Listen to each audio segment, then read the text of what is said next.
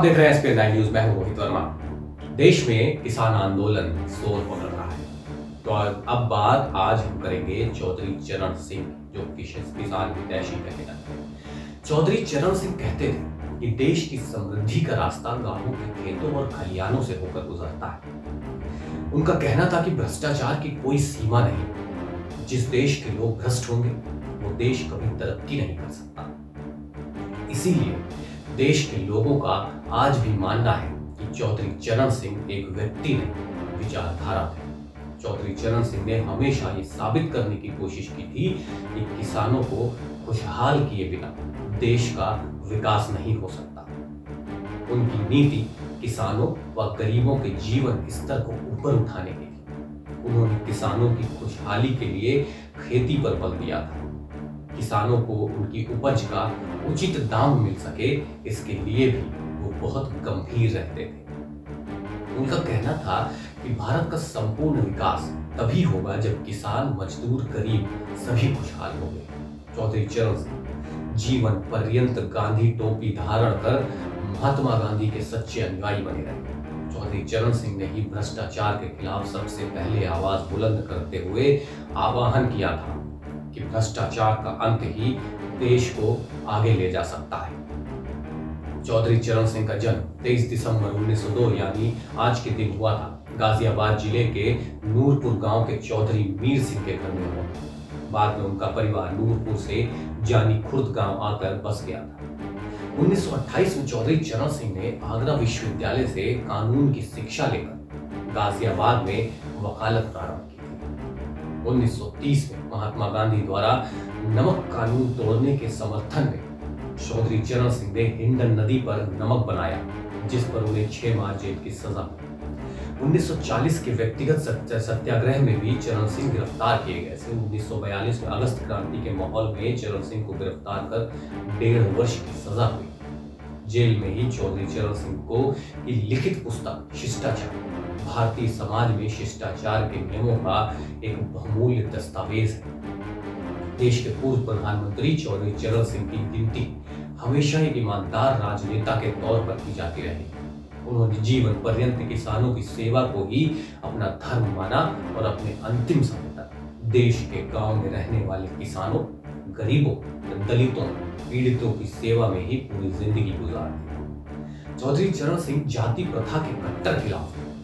चरण सिंह खुद एक छोटे से गांव में एक किसान के घर जन्मे थे।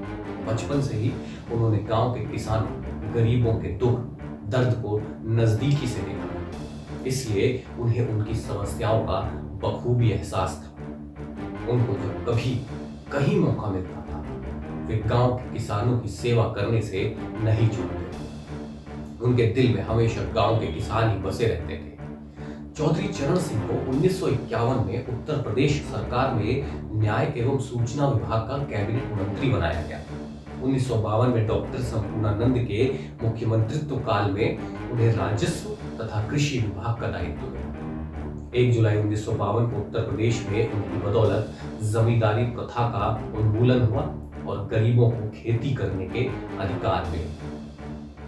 1954 में उन्होंने किसानों के हित में उत्तर प्रदेश भूमि संरक्षण कानून को पारित कराया। चरण सिंह स्वभाव से भी कृषक थे तथा कृषक हितों के लिए अनवरत प्रयास करते रहते थे। 1960 में चंद्रभानु गुप्ता की सरकार में उन्हें गृह तथा कृषि मंत्री बनाया गया। उत्तर प्रदेश के किसान चरण सिंह को अपना रहनुमा मानते थे। उन्होंने कृषकों के कल्याण के लिए काफी कार्य किए थे। लोगों के लिए वो एक राजनीतिज्ञ से ज्यादा सामाजिक कार्यकर्ता थे।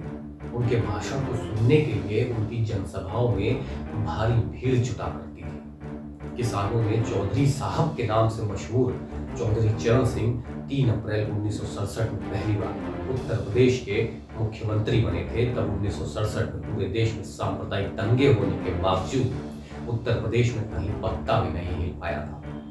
17 फरवरी 1970 को वे दूसरी बार मुख्यमंत्री बने। अपने सिद्धांतों से उन्होंने कभी समझौता नहीं किया। 1977 में चुनाव के बाद जब केंद्र में जनता पार्टी की सत्ता में आई तो मोरारजी देसाई प्रधानमंत्री बने और चरण सिंह को देश का गृह मंत्री बनाया गया। केंद्र में गृह मंत्री बनने पर उन्होंने अल्पसंख्यक आयोग की स्थापना की। 1989 में वे उप प्रधानमंत्री बने थे। बाद में मोरारजी देसाई और चरण सिंह के बीच थोड़े से मतभेद हो गए। 28 जुलाई 1989 से 14 जनवरी 1980 तक चौधरी चरण सिंह समाजवादी पार्टियों तथा कांग्रेस के सहयोग से भारत के 5वें प्रधानमंत्री बने। चौधरी चरण सिंह एक कुशल लेखक भी थे। उनका अंग्रेजी भाषा पर अच्छी पकड़ थी। उन्होंने कई पुस्तकों का लेखन भी किया।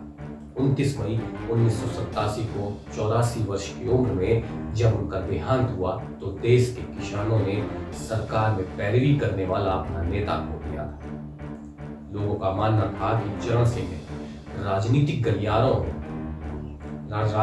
गलतियां हो सकती हैं, लेकिन चारित्रिक रूप से उन्होंने कभी कोई गलती नहीं की। इतिहास में उनका नाम प्रधानमंत्री से ज्यादा एक किसान नेता के रूप में जाना जाता है। अब देश के किसान कर्ज में डूबे हुए हैं। उनको उनकी उपज का पूरा दाम नहीं मिल पाता है। अपनी खराब आर्थिक स्थिति के चलते देश में बड़ी संख्या में किसान आत्महत्या करने को मजबूर हो रहे हैं। केंद्र व राज्य सरकारें भी किसानों के भले की योजनाएं बना पाने में लगभग नाकाम साबित हो रही हैं। चुनाव के समय राजनीतिक पार्टियां किसानों को झांसा देकर उनके वोट बटोर लेती हैं। फिर किसी का ध्यान किसानों की समस्याओं के समाधान करने की तरफ नहीं जाता है। ऐसे में आज देश के किसानों को चौधरी चरण सिंह जैसे सच्चे किसान हितैषी नेता की जरूरत है, जो उनके हक में खड़ा होकर किसानों की आवाज बुलंद कर सके और उनका वाजिब हक दिला सके। चौधरी चरण सिंह की पार्टी का नेतृत्व उनके पुत्र अजीत सिंह के हाथों में। अपनी दल बदलू प्रकृति के चलते अजीत सिंह कई पार्टियों में शामिल होकर केंद्र में वर्षों मंत्री रहे, मगर किसानों के हित में उन्होंने कभी कुछ नहीं किया। इसी कारण राजनीति में जनता उनको नकार चुकी। अजीत सिंह और उनके पुत्र जयंत चौधरी लगातार 2 बार चुनाव हारकर अपनी पार्टी की प्रदेश स्तरीय मान्यता भी गंवा चुके हैं। निसंदेह चौधरी चरण सिंह भारतीय राजनीति में एक बड़े नेता थे, मगर इंदिरा गांधी के सहयोग से कुछ समय के लिए देश के प्रधानमंत्री बनकर उन्होंने देश में पहली बार कांग्रेस के खिलाफ बने एक मजबूत गठबंधन को तोड़ा। उससे उनकी प्रतिष्ठा को भी गहरा आघात पहुंचा।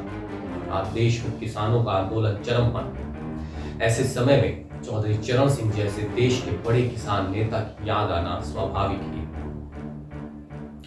मौजूदा समय में चौधरी चरण सिंह जैसा नेता होता तो किसानों को उनका वाजिब हक मिलने से कोई नहीं रोक सकता था। चौधरी चरण सिंह जैसे किसानों के बड़े नेता द्वारा किसानों के हित में किए गए कार्यों को देखते हुए वर्षों पूर्व ही उनको भारत रत्न सम्मान मिलना चाहिए था, मगर सरकारों की अनदेखी के चलते अभी तक उनको उचित सम्मान नहीं मिल पाया है।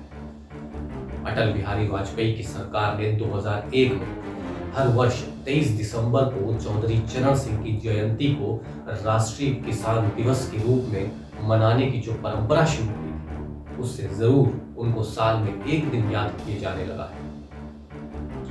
नरेंद्र मोदी सरकार को चौधरी चरण सिंह जैसे सच्चे बड़े व सच्चे किसान नेता को भारत रत्न प्रदान कर सच्ची श्रद्धांजलि अर्पित करनी चाहिए। इससे देश के करोड़ों किसानों के साथ ही सरकार का भी सम्मान बढ़ेगा।